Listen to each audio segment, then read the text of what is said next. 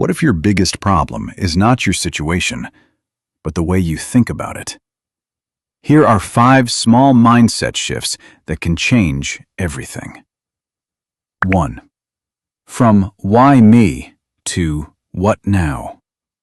You fail an exam. Why does this always happen to me? That keeps you stuck. What can I improve before the next one? That moves you forward. Same event, different direction. 2. From I have to I get to. I have to wake up early, or I get to build discipline while others sleep. I have to work out, or I get to make myself stronger. The task doesn't change. Your energy does. 3. From I'm not ready to I'll learn. You want to start a YouTube channel. I'm not ready yet, so you wait. I'll learn as I go, so you start. Nobody feels ready in the beginning. They become ready by doing.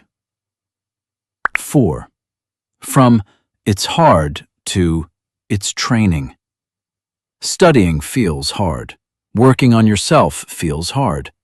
But athletes call that training. What if your problems aren't obstacles, but preparation? 5. From someday to today. I'll start next month. I'll try when things calm down. Someday sounds safe. Today feels uncomfortable. But growth only responds to action.